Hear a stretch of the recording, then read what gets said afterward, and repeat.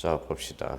이제 자, 문제 19번 비송사건 절차법에서 특히 민사비송과 관련돼서 우리가 보고 있어요. 자, 문제 19번이네요.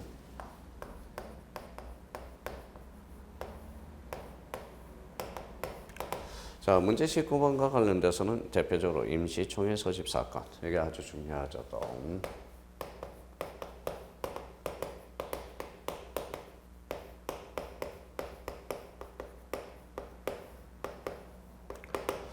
자, 임시총회 소집 사건과 관련돼서 대표적으로 뭡니까? 요거는 꼭 우리 아까 지금 조금 전에 봤던 재단법인의 정관 보충 사건 이런 것들, 그다음에 임시이사 이런 것들만 좀 정리해 주시면 될 것 같아요. 그래서 임시총회 소집 사건 요 대비를 좀 해주시라는 거 부탁 좀 드리고요. 자, 임시총회에서 이제 임시라는 단어가 붙었네요. 그래서 임시총회 소집 사건에 대해서 그러면 이제 임시총회 소집 사건 우리가 이제 방법은 이제 서러운 부분을 적어주고 그다음에 또 뭘요 간화를 적어주고 그다음에 신청인 신청 방식 그다음에 뭐예요 심리 및 재판 그다음에 불복 그다음에 대표적으로 비용 부담 기타 문제로 우리가 볼 수가 있어요.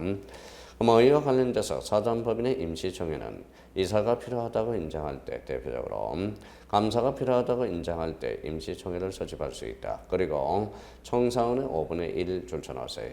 회의의 목적사항을 게시하여 청구할 때 이사는 임시총회를 소집해야 되며 이 정수는 정관으로 점검할 수 있습니다.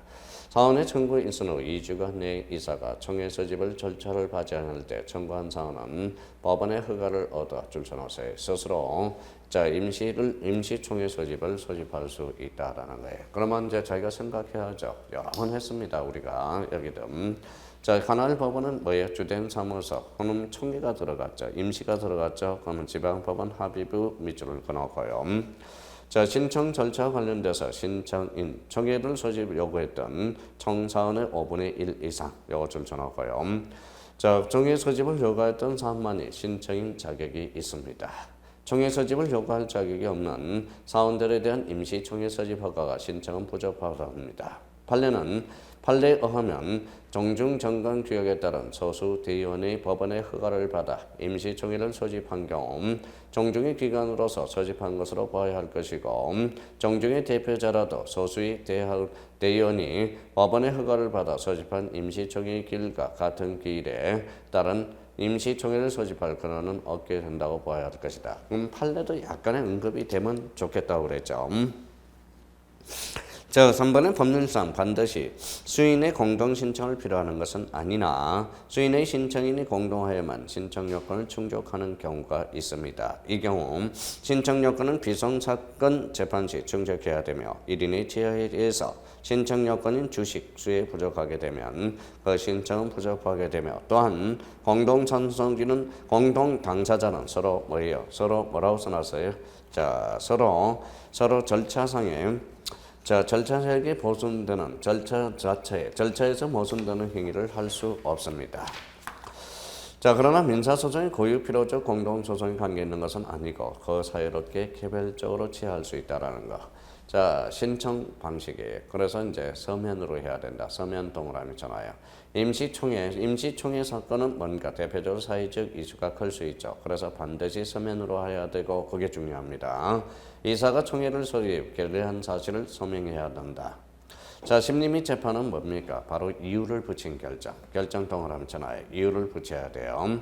자, 불복 절차에 대해서는 신청을 가하거나 기각한 결정에 대해서 한고로서 불복이 가능하며 자, 신청을 인용한 결정에 대해서는 불복할 수 없다라는 거. 인용 받아주겠다라는 건데 뭐 그게 대해서.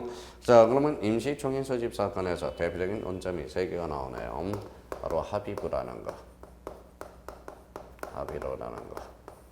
자, 그 다음에 우리가 서면에 해줘야 되는 거. 자, 결정인데 뭘 붙여야 돼? 바로 이유를 붙인 결정으로서 한다는 거.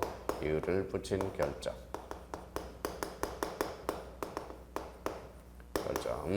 그래서 이제 요 3가지 임시총회 소집 사건은 그래서 논점이 3개가 있어요. 합의부, 서면, 이유를 붙인 결정. 그래서 임시총회 소집 사건에 대해서는 정리 잘 해놓으셔야 됩니다. 부탁해요.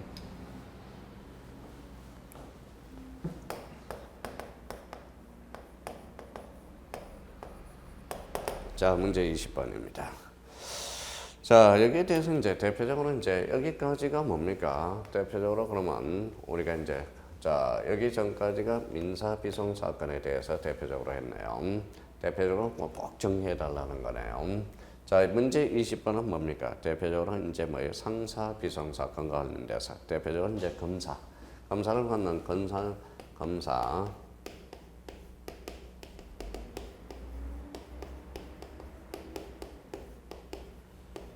자, 검사인 선임 사건과 관련돼서 자, 재산 상태를 검사하는 경우가 있을 거고 설립 검사인이 있을 거고 그래서 검사인과 관련돼서 상사 비송과 관련돼서는 이거는 아주 중요한 사건이 돼요. 그래서 꼭 정리를 한번 해둘 필요가 있어요. 그러면 문제 20번 주식회사의 업무와 재산 상태를 검사한 검사를 위한 검사인 선임 신청에 대해서 약속을 하시오. 이렇게 나와 있네요. 자, 그러면 이제 주식회사 업무와 재산 상태를 검사하는 검사인 선임 신청 의의를 한번 보죠. 자, 그러면 회사의 업무 집행에 관해서 부정행위 또는 법령이나 정관에 대해서 중대한 사실이 있음을 의심한 사유가 있을 때 발행 주식의 총수의 100분의 3이죠. 해당하는 주식을 가진 주주는 회사의 업무와 재산 상태를 조사하기 위해서 법원에 검사인을 선임할 청구할 수 있다. 자, 상법 우리가 167조, 467조 1항에 규정해 있는 검사인 선임 청구 사유인 업무 집행에 관한 부정행위, 거기에다 밑줄 쳐놓으세요. 업무 집행에 관한 부정행위 또는 법령이나 정관에서 중대한 사실에 대해서는 그 내용을 구체적으로 명확하게 적시해야 되고 단순히 결산 보고의 내용이 실질, 재산 상태와 일치하는 여부에 대해서 의심이 간다는 정도의 막연한 것으로 그 사유를 삼을 수는 없고요. 그 내용을 구체적으로 명확히 적시하여 입증해야 됩니다. 단순히 일반적으로 그러한 의심이 간다는 정도의 막연한 것만으로는 그 사유를 삼을 수는 없다라는 것. 자, 그러면 대표적으로 이제 검사인 선임 사건에 대해서 약간의 언급이 될 것. 자, 그러면 대표적으로 이제 간할의 문제가 되죠. 간할의 문제 여기 보시죠. 자, 우리가 계속 이야기 되는 게 민사비송 사건이에요. 그러면 민사비송 사건의 관할에서 대표적으로 원칙은 뭐가 돼요? 원칙은 바로 단독 판사가 됩니다. 단독 판사가 되가 원칙이고 여기에 원칙이 된다고 그랬어요. 자, 여기에 대해서 A가 뭐예요? 바로 지방법원 합의부가 되죠. 그래서 지방법원 합의부. 그래서 A적 측면입니다. 그러면 이때는 임시와 뭐예요? 특별, 임시 특별. 자, 대표적으로 이제 상사 비송 사건과 관련돼서 대표적으로 원칙이 뭡니까? 여기는 자, 지방법원 합의부가 원칙이 돼요. 원칙이 되고 예외적으로 상사 비송 사건은 예외적으로 단독 판사가 된다라는 거예요. 그래서 대표적으로 검사인 선임 사건 관할은 어디에서 하느냐? 회사 본점 서재지 거기에다 줄 쳐놓으세요. 지방법원 합의부가 관할합니다. 밑줄을 딱 끊어놓고요. 자, 신청인은 이제 100분의 3이죠. 발행 주식 총수의 100분의 3 이상의 주식을 가진 주주가 됩니다. 주주가 되고요. 자, 신청 방식은 뭡니까? 바로 반드시 서면으로 해야 돼. 검사 총금 가액이라고 그랬어요. 그래서 총금 가액 검사인에서 금. 그래서 반드시 서면으로 해야 된다. 반드시 서면 줄쳐놓으세요. 총금 가액 그죠? 회사 설립에 있어서 검사인 선임 사건과 동일하다. 자, 그러면 신청 방식이 하나의 논점이 될 수가 있고요. 거기에다 밑줄을 쫙 끊어놓고 심리 및 재판에 대해서 자, 검사인의 선임에 관한 재판을 한 경우 법원은 이사와 감사의 진술을 들어야 되며 재판은 결정, 거기에다 줄 쳐놓으세요. 결정이 형식으로 합니다. 자, 불법 방법은 검사인의 선임 재판에 대해서 즉시 항고할 수 있으며 이거는 회사를 설립하는 경우나 신주 발행 시 검사인 선임 사건에 대한 재판 절차 및 불법 방법의 차이가 있음에 유의해야 되며 항고권자의 별도의 정함이 없기 때문에 정치 규정에 따라 재판으로 인해서 권리를 침해당한 자가 거기에다 줄 쳐놓으세요. 즉시 항고할 수 있다. 자, 검사인의 보고서 제출. 자, 보고서 제출 반드시 서면으로 법원에 보고해야 되고 법원에 의한 주주총회 소집 이렇게 나왔네요. 법원은 검사를 함에 있어서 주주총회 소집이 필요하다고 인정할 때 일정한 기간 내에서 소집할 것을 명하여야 하며 이때 이사의 결정을 요하지 아니하고 대표이사가 바로 주주총회를 소집하며 대표이사가 이러한 법원의 명령에 위반하여 주주총회 소집하지 않을 경우 과태료 제재를 받는다라는 것. 검사인의 보수 나옵니다. 자, 보수와 관련돼서 이제 대표적으로 이제 세상에 공짜로 일을 줄 사람은 없죠. 회사 설립 시 혹은 신주 발행 시 거기에다 줄 서놓으세요. 검사인 선임 신청 사건과 동일하게 됩니다. 그래서 신주 발행, 자, 신주 발행, 그 다음에 검사인 선임 사건, 그 다음에 이제 재산 상태 근심 사건, 주식회사 설립에 대한 검사인 선임 사건 세 가지 측면에서 연결이 되고 있어요. 그래서 검사 총검 가액에서 반드시 서면 이게 하나의 또 논점이 하나 될 수가 있어요. 그래서 검사인 선임 사건 이거 한번 꼭 상사 비송과 관련돼서 한번 정리해 둘 필요가 있습니다.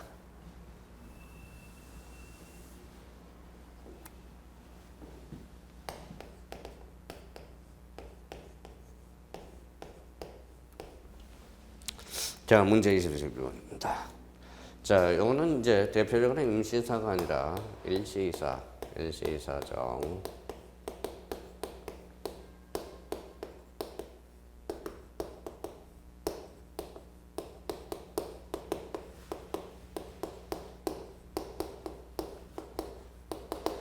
자, 우리 일시이사 직무대행자의 선임사건과 관련돼서 대표적으로 여기에 대해서 우리가 잡아둘 거는 여기는 이제 상사비송이죠. 상사비송 일시이사. 여기에 대해서 민사비송은 임시이사에 대비되는 개념이 되죠.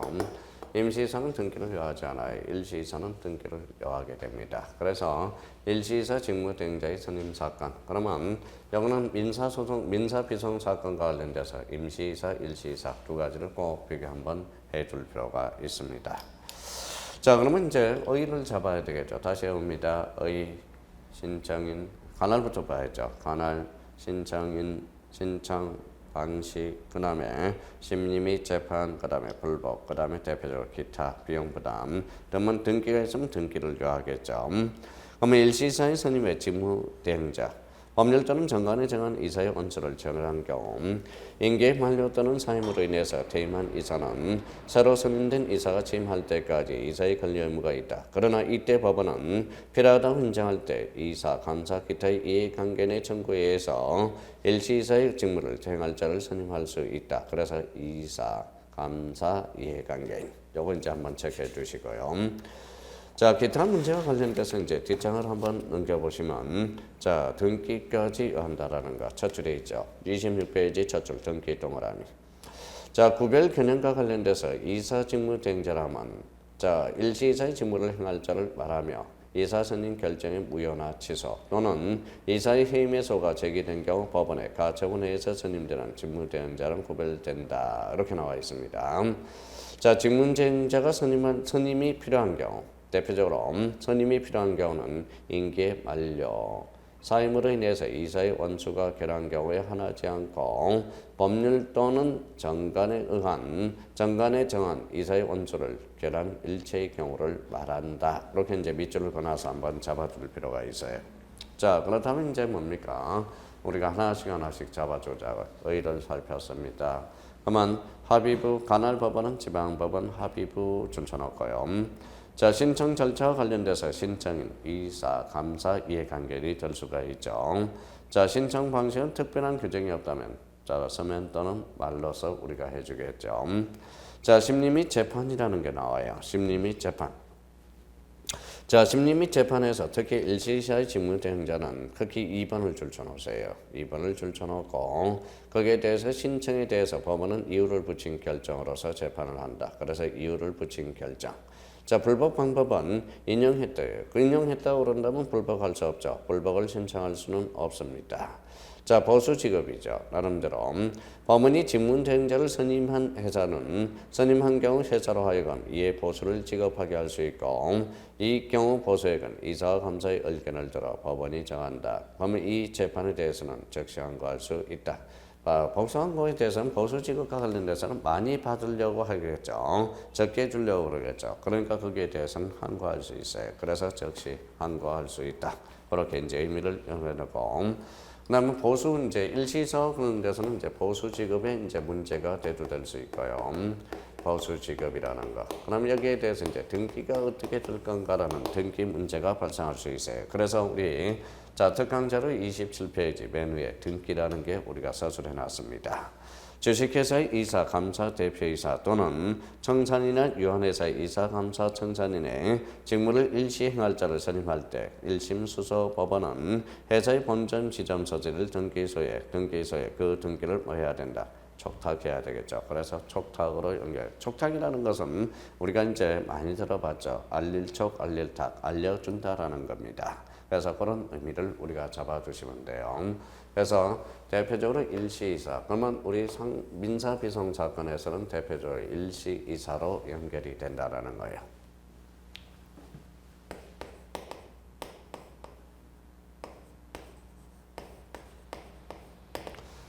자, 문제 25는 이제 주주니까 이제 주식회사죠. 주식회사, 자, 소수 주식회사죠.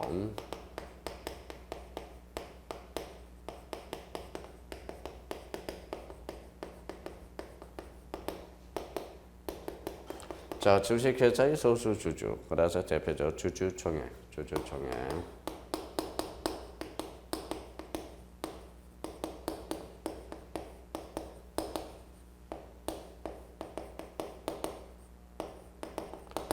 자, 주식회사 소수 주주의 주주총회 소집 허가 사건. 이것도 아주 중요합니다. 우리 상사 비송 사건에 대해서. 그러면 대표적으로 이거는 이제 우리 여기 임시총회 소집 허가 사건. 보다 민사 비송에서 문제 12번, 22번하고 문제 19번은 이렇게 대비해서 한번 같이. 이거는 이제 뭐예요? 민사 비송 사건. 이거는 대표적인 상사 비송 사건입니다. 두 개를 꼭 비교해서 처리를 해 주셔야 됩니다. 자, 그렇다면 이제 주주총회 소집권자. 총회 소집은 간혹 본법에 따른 규정이 있는 경우에는 이사회가 이를 결정한다. 자, 소수 주주의 소집 경우 100분의 3, 1번에 100분의 3 줄쳐놓고요. 자, 관할 법원으로 가죠. 본점 소재지 지방법원 합의부 줄쳐놓고요. 신청인입니다. 신청인. 자, 청구인은 후 지체 시 소집 총회 절차를 밟지 아니할 때 청구한 주주는 법원의 허가를 받아 총회를 소집할 수 있다. 신청 방식은 뭐예요? 여기에서 서면 동그라미 쳐놓으세요. 여기도 이제 자, 그러면 여기 주주총회 소집 사건에 대해서는 뭐 상사비서니까 당연히 합의부가 되겠죠. 여기도 이제 서면으로 우리가 해주네요. 서면. 심리 및 재판과 관련돼서 심리라는 게 발생돼요. 그래서 자, 페이지 한번 넘겨요. 자, 28페이지 보고 있어요. 그러면 상법의 규정에서 총회 소집의 허가를 신청한 경우 이사가 소집을 결의한 사례를 각각 선정해야 되며 자, 재판과 관련돼서 줄쳐놓으세요. 이유를 붙인 결정으로서 한다. 그래서 이유를 붙인 결정으로서 한다. 그러면 자, 임시총회 소집 사건과 주식회사 소수주주의 주주총회 소집 허가 사건. 그러니까 요거는 뭐 논리적으로 같이 가는 측면이니까 따로 공부하지 마시고 요 측면하고 요 측면을 결부시켜서 그러면 요거는 하나는 합의부죠. 상사비송이니까 반드시 서면으로 해주고 우리 재판은 결정으로 하되 반드시 이유를 붙인 결정으로서 한다. 그러면 이 총회 사건은 대표적으로 뭐예요? 사회적 이슈가 강한 것들이죠. 그래서 임시총회 소집 사건, 그 다음에 주주총회 소집 사건에 대해서 두 가지 측면에서 꼭 정리를 해 두셔야 됩니다. 자, 불복 방법에 대해서 신청을 인용한 재판에 대해서 불복의 신청을 할 수는 없다. 소수주주의 신청에서 법원이 비송사건 절차법의 규정에 의해서 임시주주총회의 소집을 허가한 결정에 대해서 불복의 신청을 할 수 없고 민사소송법에 거기에다 줄쳐놓으세요. 특별 항고가 허용된다. 불복 방법 관련돼서 대표적인 논점이 이거와 관련돼서는 대표적으로 특별 항고. 자, 특별한 거가 대표적으로 요거였죠. 우리가 이미 이제 규명을 했을 때 1심에서 2심, 그다음에 3심. 그러면 여기에서 뭐예요? 항고, 제항고. 1심에서 이렇게 날아가는 거. 이게 바로 특별한 거고. 항상 우리 소송 사건과 관련돼서는 여기에 대해서 되는 것은 대표적으로 비약상고라는 게 있었습니다. 비약상고도 1심에서 4심으로 날아가죠. 비약. 그래서 1심에서 3심으로 가니까 특별항고가 됩니다. 그러면 주식회사 소수주주의 주주의 사건, 논점, 자, 키워드, 지금 합의부, 서면, 이유를 붙인 결정, 그 다음에 이제 대표적으로 특별항고와 관련돼서 언급이 좀은 되겠죠. 그래서 대표적으로 이제 상사 비송 사건과 관련돼서 대표적으로 3개 정도는 꼭 출제 예상되는 문제니까 꼭 정리해 주셔야 돼요. 검사님 선임 사건, 일시이사 직무 대행자 선임 사건, 그다음에 주식회사 소수주주의 주주정의소집허가 사건 여기까지 우리가 보시면 될 것 같습니다.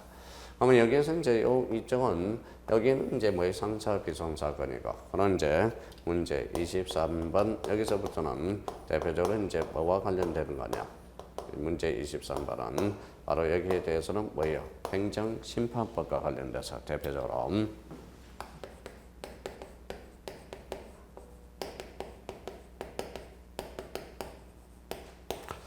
자, 행정심판법과 관련돼서 문제 23번이 이제 제기되기 시작합니다.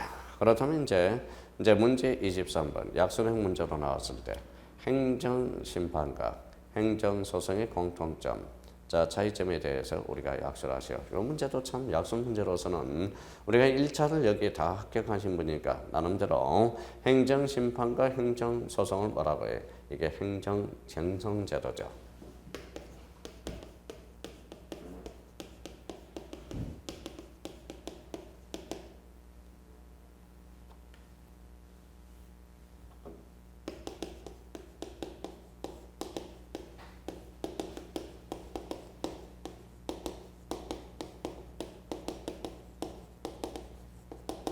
자, 행정쟁성제도에 대해서 약수를 하라. 이 말은 결론적으로 자, 행정심판과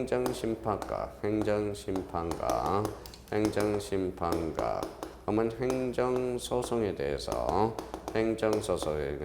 비교하라 이 말하고 똑같죠. 비교. 그러면 우리 행정심판과 행정소송에 대해서는 무슨 제도라고 그런다? 대표적으로 행정쟁성제도라고 그럽니다. 그러면 여기에서 이제 목차를 잡으면 어떻게 잡아야 돼? 여기는 이제 우리가 이렇게 잡아 들어가야죠. 자, 행정쟁성제도란 무엇이며 행정쟁성제도란 무엇이며 여기에 대해서 공통점이 뭐고 그래서 이제 행정쟁성의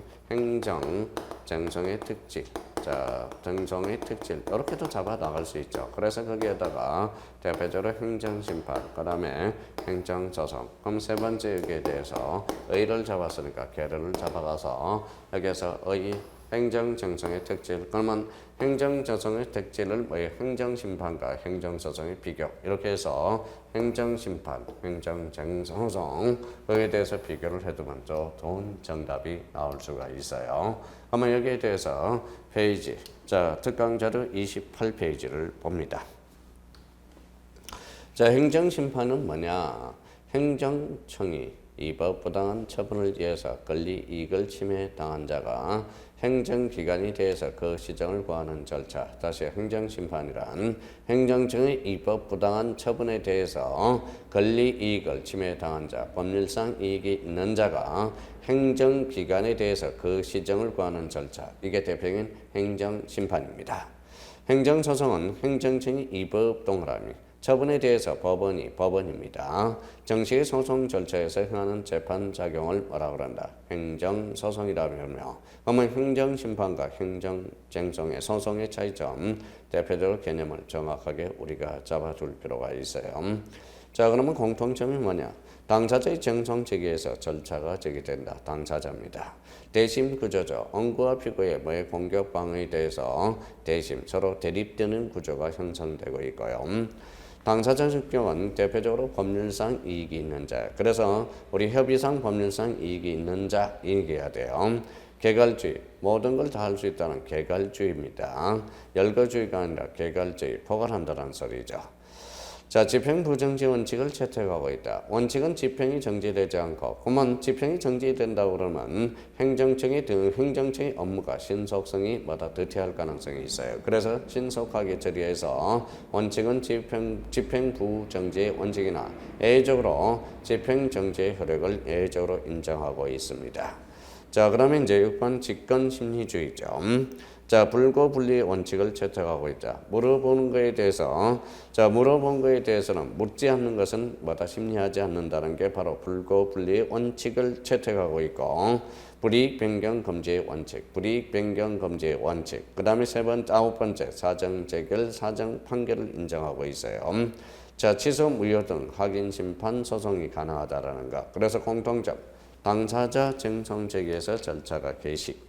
그 다음에 대신 구조를 얘기하고 당사자의 적격, 법률상 이익, 협의의 법률상 이익이 있는 자냐 아닌 자냐 개갈주의, 집행부정제 원칙, 직권주의, 직권심리주의, 불고, 분리, 불이익 변경 금지, 사정 변경, 사정 판결, 취소 무효 등 확인 심판 또는 소송과 관련돼서 이제 연결이 되기 시작합니다. 그럼 여기에 대해서 그러면 우리가 대표적인 차이점은 뭐냐라는 거죠. 차이점은 뭐다 상이한 점이겠죠. 그러면 차이점은 뭐냐? 바로 이제 기관입니다. 기관. 행정심판위원회고 행정소송은 법원이야. 그래서 기관입니다. 법원의 차이가 나타나죠. 범위가 차이 나타나요. 우리 행정심판은 의무이행심판이 가능하나 우리 이제 행정소송과 관련돼서 부작위 입법 확인 소송이 가능하게 됩니다. 절차는 대표적으로 구술 서면심리고 그 다음에 구술이 되고요. 대상과 관련돼서 이법, 부당, 이법이 돼. 여기는 이제 우리 행정소송에 대해서 부당은 포함되지 않죠. 그래서 부당. 자, 기간은 안 날로부터 90일, 있은 날로부터 180일, 안 날로부터 90일, 있는 날로부터 1년이 되네요. 자, 수단과 관련돼서 직접 처분을 인정하고 있고 직접 처분이 불인정되고 있고 고지와 관련돼서 불고지, 고지 규정이 있고 불고지, 오고지 규정이 없다라는 겁니다. 그래서 대표적인 우리가 이제 세 번째 우리 행정쟁송의 특질과 관련돼서 행정심판과 행정소송의 공통점이 뭐고 여기에 대해서 행정심판과 행정소송의 차이점이 뭔지 우리 행정심판법 약술 문제로 또 한번 행정쟁송 제도에 대해서 약술하라. 그러면 대표적으로 행정심판, 행정소송 이걸 우리가 기억을 해둘 필요가 있어요. 그래서 우리 임무는 문제 23번은 대표적으로 행정쟁송에 대해서 약술하라. 아니면 행정소송과 행정심판에 대해서 약술하라. 참 문제가 좋을 수가 있어요. 그래서 우리 행정심판법을 나가기 위해서 기초적인 의미니까 이 행정쟁송제도에 대해서는 꼭 한번 정리해놓고 들어가셔야 된다는 거 부탁해요. 부탁합니다.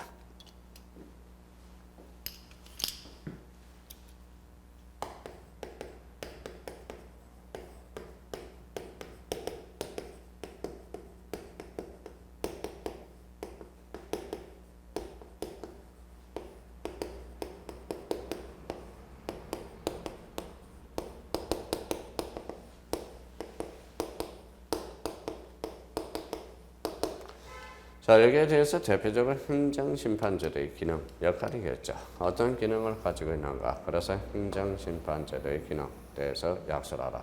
그러면 여기는 대표적으로 행정쟁송제도를 포맷으로 해서 행정심판, 즉 행정소송 중에서 대표적으로 행정심판에 대해서만 떼왔습니다. 그럼 저희가 이제 행정심판, 요거는 이제 우리가 서술하는 데 있어서 하나의 포인트가 될 수 있으니까 요거는 개괄적으로 자꾸 읽어두셔야 됩니다. 그러면 자 29페이지 한번 보죠. 자, 행정심판제도의 의의가 뭐고 행정심판제도의 역할이 뭐냐? 그러면 대표적으로 두 가지 측면에서 꼭 자꾸 숙지해놔요.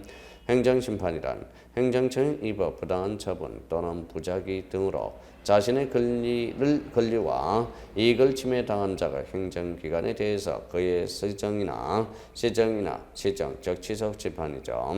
무효 확인, 무효능 확인 심판, 일정한 처분, 의무이행 심판을 구하는 절차를 말한다. 그래서 대표적으로 우리 심판, 행정심판의 종류에는 취소심판, 그 다음에 의무이행심판, 무효등 확인심판이 있다는 것. 심판의 종류 한번 숙지해둬야 됩니다. 자, 행정심판 제도의 역할 기능은 뭐냐? 자율적 행정통제라는 겁니다. 행정심판은 권력분립 원칙에서 사법적 간섭을 받지 않고 가후로 행정기관에 자율적으로 시정하는 역할을 자율적으로 그 내부 안에서 우리가 사법의 보완입니다. 소송경제의 확보, 불필요한 경우는 해송, 정정소송 제기 방지를 하기 위해서 소송경제의 확보, 행정 절차의 전문 지식을 활용하기 위해서 그렇고 그 다음에 행정 능률 확보 측면에서 그렇다라는 거예요. 그러면 이 행정심판제도의 기능에 대해서는 빨리빨리 해놔요. 여기에 대해서는 암기해놔야 돼. 그러면 행정심판과 관련돼서 하나의 서술하는 데 있어서 하나의 기초가 될 수 있으니까 문제 24번과 관련돼서 꼭 다시 한번 정리해 둘 필요가 있습니다.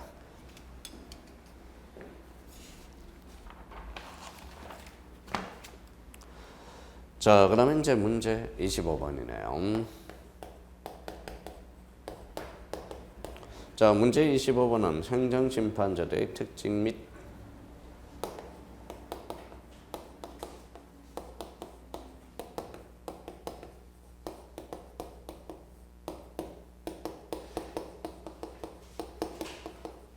자, 특징 및 뭐다 문제점. 이렇게 이제 문제점에 대해서 자, 문제점이 무엇인가? 그러면 행정정청제도에서 근간을 해서 행정심판제도의 기능 역할을 우리가 보고요. 여기에 대해서 행정심판제도의 특징 및 문제점이 무엇인가? 거기에 대해서도 아주 간략한 약술 문제로도 나올 수가 있습니다. 그러면 거기에 대해서 이제 특징 문제점 잡았지만 목차를 그렇게 잡는 것도 중요하긴 하겠지만 목차답게 형성을 해야죠. 행정심판제도의 행정심판제도란 무엇이라면 행정심판제도의 특징, 그 다음에 거기에 대해서 특징과 문제점을 하나 잡고요. 그럼 여기에 대해서 손목차를 1, 그래서 특징, 2를 문제점을 잡아 들어가고 거기에서 먼저 의를 잡았으니까 어를 잡아서 근사한 목차를 하나 만들고 형성해 들어가야 됩니다. 그래서 문제 30번. 그래서 거기 특징, 개괄주의다. 외워야죠. 이번에 대신 구조를 채택하고 있다.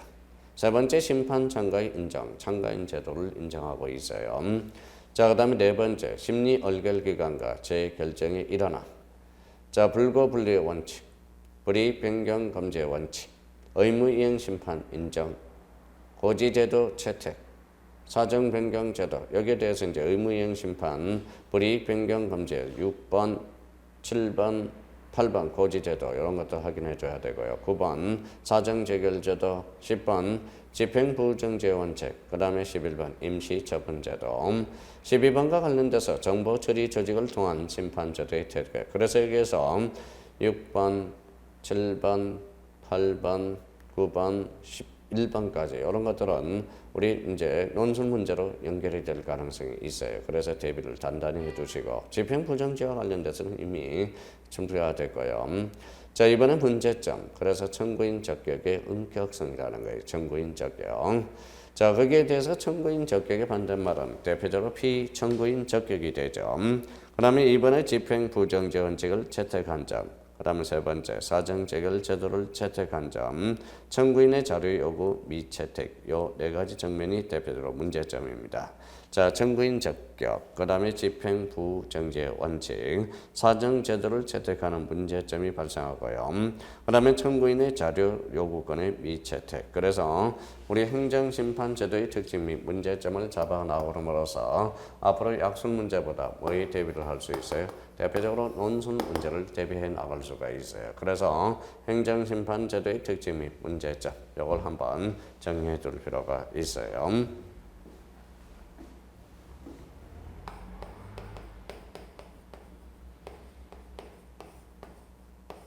자, 문제 26번입니다. 자, 행정심판 기간에 대해서 약술하시오. 그래서 이제 행정심판 기간에 대해서 약술하시오.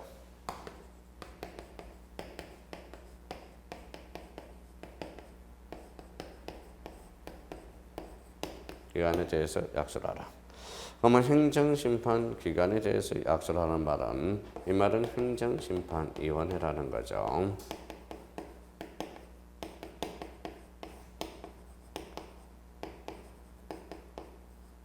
자, 행정심판위원회의 뭐예요? 권한에 대해서 약술하라. 이 말하고 의미가 같아요. 권한에 대해서 약술하라. 그러면 자, 문제 26번의 포인트는 행정심판기관에 대해서 한번 약술하고 행정심판위원회의 권한에 대해서 약술하라. 이런 문제. 그러면 대표적으로 이제 행정심판기관은 뭐예요? 바로 행정심판위원회에서 하게 되죠. 자, 처분했어요. A라는 사람이. 이렇게 제기했더니 여기에서 뭐예요? 거부를 해서. 그러면 이 사람이 이제 뭡니까? 이렇게 직접, 자, 청이 있죠, 청. 자, 청이 행정청이라는 거예요. 자, A라는 사람이 청에다 제기했더니 각하를 했네. 그러면 청은 여기에다 제기하는 게 대표적으로 행정심판이고, 여기 이제 A라는 사람이 처분청에다 제기했다. 그러면 이의신청이 되겠죠. 그래서 이의신청과 행정심판의 개념적인 차이가 또 하나 발생하게 됩니다. 그러면 거기에 대해서 특강자료 30페이지 문제 26번 행정심판기관의 의의, 행정심판위원회. 행정심판기관이란 행정심판을 수리하고 심리재결, 그래서 신결례라고 그러죠. 심리재결을 담당하는 권한을 가진 행정기관을 뭐라고 그런다? 행정심판기관이라고 그럽니다. 여기에 대해서 이제 행정심판의 위원회의 종류들은 많죠. 그래서 성격, 행정심판위원회는 합의제 행정청으로서의 성격을 가진다. 밑줄 끊어놓고 종류는 당의 행정청 소속 행정심판위원회. 그다음에 대표적으로 그다음에 대표적으로 가로 2번에 중앙행정심판위원회, 국민권익위원회 소속이죠. 그다음에 3번에 시도지사 소속 행정심판위원회, 제3기관, 소청기관, 소청심사위원회, 고용소청심사위원회, 조세심판과 관련돼서는 제3기관, 그래서 특별재판과 관련돼서 이제 특별권력과 관련된 거죠. 당의 행정청 소속 행정심판위원회 4개를 한번 해보자고요. 중앙행정심판위원회, 그 다음에 국민권익위원회, 그 다음에 시도지사 소속 행정심판위원회. 그럼 이 시도지사 소속 행정심판위원회와 관련돼서는 최근에 엊그제 이제 뭐예요? 자, 이런 의미가 있죠. 자, 이제 이게 이제 택시기사입니다. 택시기사예요. 택시기사고. 이 사람이 이제 뭐예요? 자, 위반을 했어요. 근데 이 사람이 이제 도주 차량을 잡아갔다가, 잡으러 따라갔다가 요 택시기사가 뭐다 부상을 당했을 때, 이제 요거에 대해서 자, 국가가 손해배상을 뭐다 인정해줘야 되는가. 요거 그래서 요번에 자, 심판위원회에서 소송 뭐예요? 배상하라고 이야기가 나왔죠. 자, 직접적인 업무와 관련돼서 이건 의죠. 옳은 일을 함으로써 거기에 대해서 배상을 해주라. 이게 심판위원회에서 최종 인천에서 발생한 요거와 관련돼서 택시기사가 뭡니까? 도주 차량을 잡았을 때 거기에 대해서 보상을 당했을 때 여기에 대해서 국가도 책임이 있는가? 국가도 책임이 있다라는 행정심판 심리 재결이 엊그제 우리가 발표됐죠. 이 문제는 시사성이 있는 거고요. 그래서 이제 대표적으로 당의 행정청 소속 행정심판위원회, 중앙행정심판위원회, 자, 그다음에 시도지사 소속 행정심판위원회, 대표적으로 3기관이 있죠. 구성원입니다. 중앙행정심판위원회 위원장 1인을 포함한 50인의 위원으로서 위원장 국민권익위원회 부위원장 1인이 된다. 의결은 구성원 과반수 결정 출석 과반수 의결로 한다라는 것.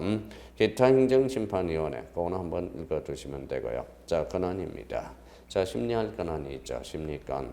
그 다음에 이번에 재결권이 발생하고요. 그래서 집행정지 결정권이 발생하고, 그래서 사정 재결권. 5번에 이제 청구인 선계 허가권, 그래서 비청구인 경정권이 이제 발생하게 됩니다. 그래서 심리권, 재결권, 집행정지 결정권, 사정 재결권, 청구인 선계 허가권, 비청구인의 경정권이죠.